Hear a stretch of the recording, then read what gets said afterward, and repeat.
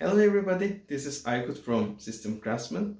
So we are continuing the series for Strimzi Kafka CLI, and today I'm gonna talk about how to do TLS authentication on Strimzi with the help of Strimzi Kafka CLI. So come on, join me. So let's see if you have a cluster or not. Kafka Clusters list. We can have the clusters list with Kafka Clusters list with Strimzi Kafka CLI. So as you can see, we have the cluster that we created before in the Kafka namespace, so we can use that. So let's create a topic here. Kafka topics, create. Let's say the topic, my topic, and with partitions, let's say 12, and application factor as, let's say 3. We have 3 brokers, so we can set that. Kafka namespace and cluster, my cluster.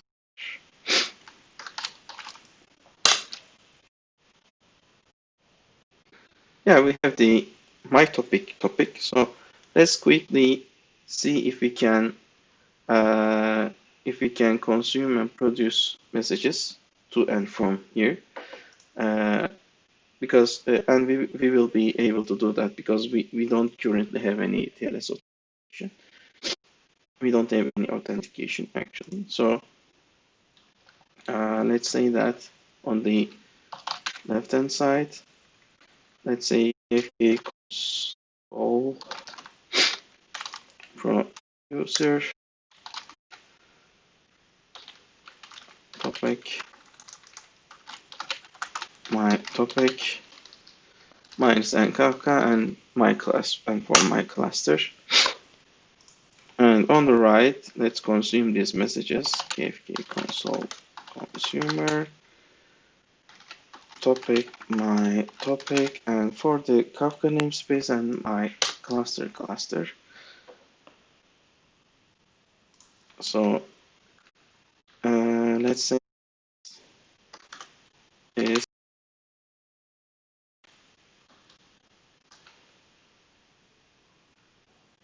for no out. Yeah, it seems to be working. So now let's quickly enable the TLS authentication. So in order to enable the TLS authentication, we need to set the listeners in the Kafka custom resource. So let's set those resources. In order to do that, you have two options. One is to use the directly edit the custom resource itself. The other one is using the Strimzi Kafka CLI that opens the Kafka custom resource in an editor, just like the edit command, and enables you to do the configurations. For now, we don't have any special flags for Kafka clusters command for detailed configuration. We can do that for a couple of configurations, but since there are lots of configurations and listeners and other stuff, it will be better to edit this way, just like the native Kafka configuration, which is done via changing the examples, the properties and others. So let's use Kafka clusters. In this case, we will say alter the cluster name, my cluster, and in the namespace Kafka. So yeah, and now we can see the my cluster Kafka custom resource of Strimzi. So what we need to do is we have to change this listeners part, especially this TLS part, in order to enable the TLS authentication. And we will be also changing the plain One, we want our cluster to be secure in terms of authentication. If you don't enable that plain authentication too, even if we have the TLS authentication, we won't be able to access the cluster without authentication, plain listener. We will enable both. Production cluster, but we will be enabling both. So let's first change the TLS one. So it will be authentication type TLS. And for the plain, it will be again authentication, but this time it will be type. We have two options here. One, the Cramshaw 512, and the other one is OAuth. But I will be in the next sample, in the next demonstration after this TLS one. In another, I will be showing you how to do Cramshaw authentication on Strimzi with the help of Kafka CLI. So let's write Cramshaw 512. Yeah. So let's save it. I think we have some. I will just replace the all listeners part. Yeah, I think it's okay right now. Let's try. Okay, it's now edited. So let's check our pods in the meanwhile. So let's say our kubectl get pods minus n Kafka, but I will watch this. So our brokers should be terminating one by one. So the all the Kafka brokers pods are seem to be ready, as you can see. So let's quit here.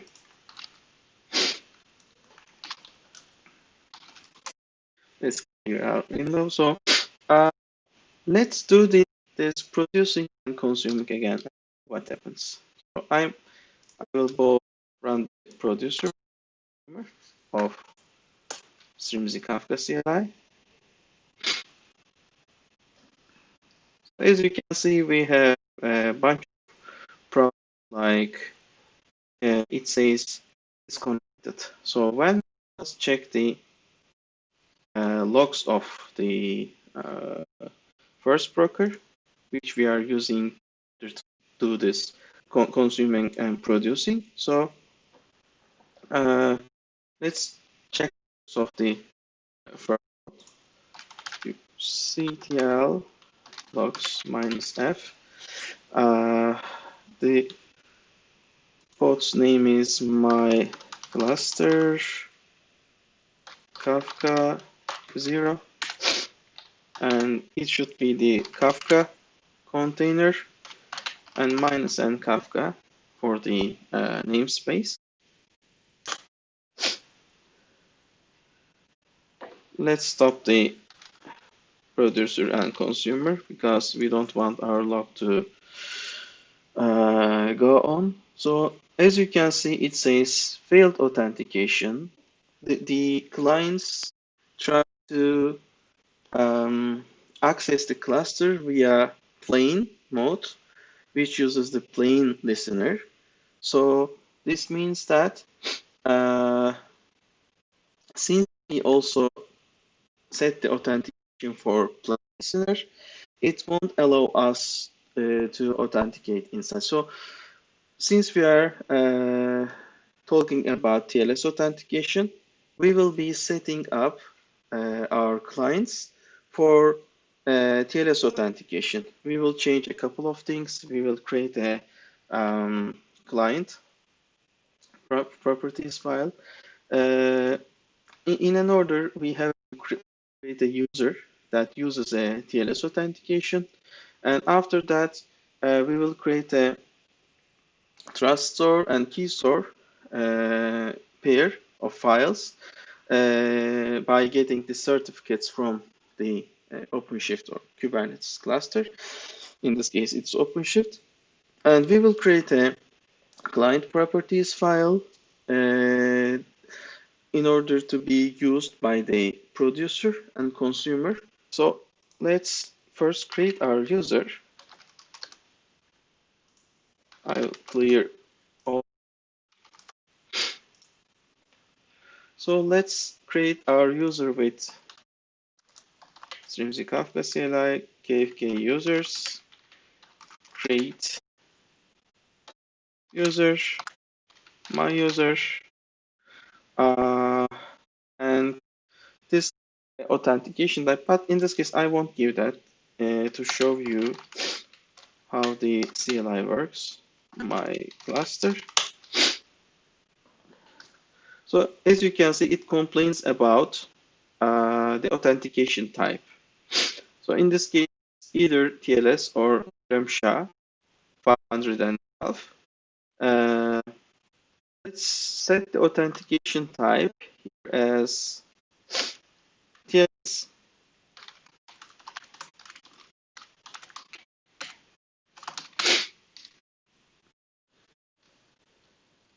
By the way, if you give any other value here, like for example, I put here A and complain because it's an invalid choice.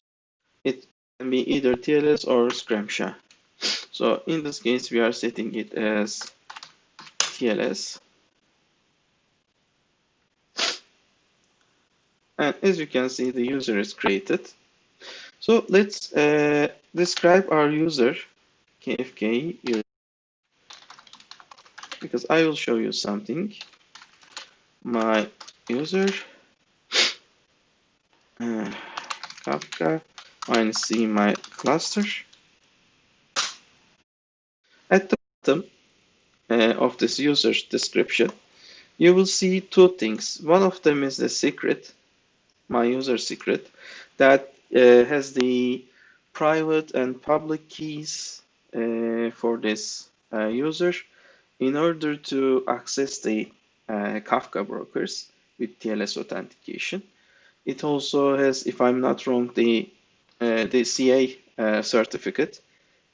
So we can also access the CA certificate from OpenShift too. So we will be getting those, and we will be creating our keystore and trust store files in order to use it in the client configuration file of ours. So if we check the secret very quickly, kubectl describe secret. My user is the secret's name again. The namespace is Kafka.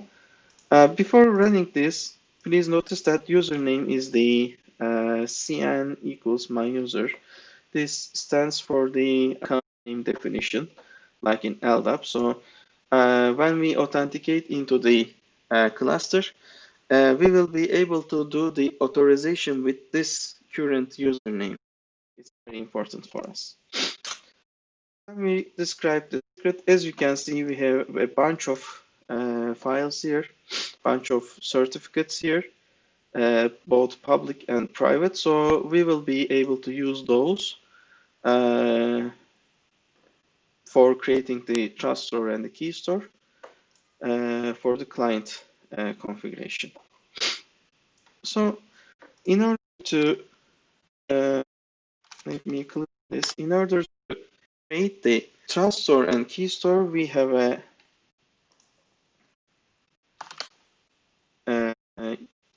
task here called get keys. Let me show it to you.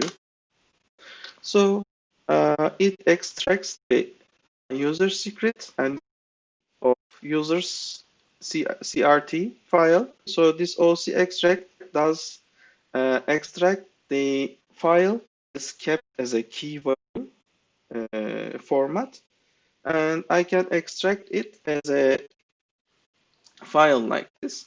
So this is the user CRT file, and this is the user key file. This is the private key, if I'm not wrong. So this is the C certificate.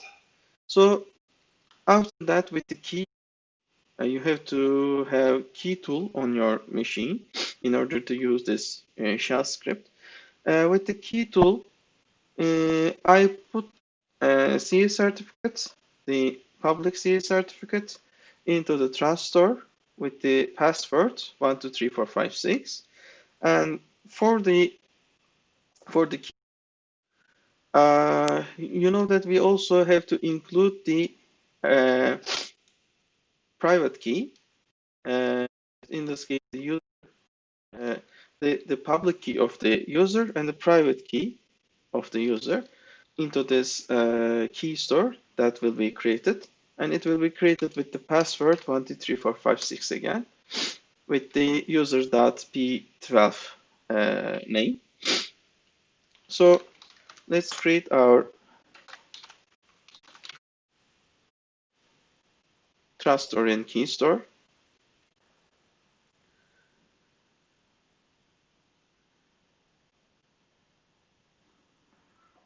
Okay, let me show it to you. Here, trust store and the key store files. I already had a pair of them, but these were they were the legacy ones. So these are the new ones, as you can see. So now it's time to use these trust store and the key store files. So what we will have in our client configuration file, we will have a security. We have to have a security protocol. We have to have the trust store files location, key store files location, and the passwords for those trust store and the key store files. That's all. So let's create a client properties file.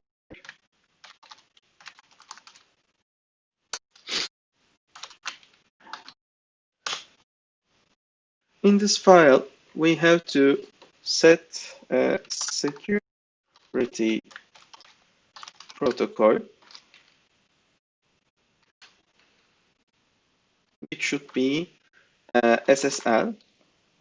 With this way, we tell Kafka brokers that we tell the Kafka cluster that we want to use the SSL protocol as a client. It can be either the producer or the consumer, and enables us to use that protocol, and we are the authentication enabled for that protocol. It will use the trust store key store information. So this security protocol is not enough. And if we have had the SSL enabled, but without the authentication, only setting this security protocol, and if I'm not wrong, the trust store itself would be enough. Because we would need the public key in order to do the single-sided handshake properly. So let's set our SSL Trust Store location. Actually, I can all copy these from, because I won't write it from scratch in order to not lose much time. And we have to define the trust store location and a password for that, SSL key store location, and the password for that. So since the client's property file, this trust store and keystore files are located in the same, we can use this location like this. Okay, now we will be using this, but I want to be in the same directory here because if I don't do that, I have to change the client properties, the trust store and the key store locations. So I will just go to this directory, so it's better for the producer to run the producer and the consumer in the same location. So yeah, since we already created our client properties, let's use this. Let's write again the Kafka console producer, the same command, but this time we will be adding. Let's check the help. It's the same with the native Kafka commands. It's producer config, so we will add producer config.properties. Sorry, client properties.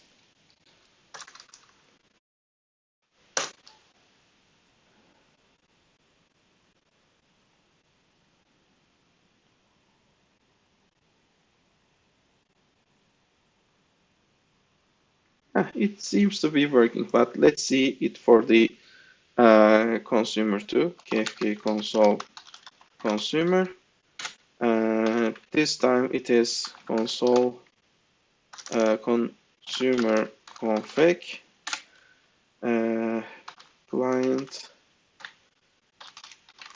client properties.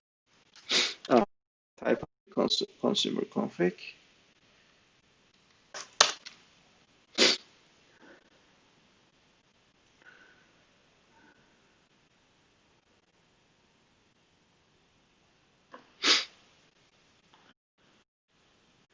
Sometimes it takes a little bit of time because we are transferring the relevant files of client properties, the trust store and the key store temporarily. So yeah, let's try this. Let me make it bigger for you. So let's try this with let's say now authentication is enabled. And as you can see, we are able to consume and produce messages like this. So that's all for the TLS authentication on Strimzi by using Strimzi Kafka CLI. So please check my blog posts all about this TLS authentication on Strimzi with the Strimzi Kafka CLI. We have all the commands that we used in this video. Please have a look if you are interested. So thank you very much for watching me. See you later.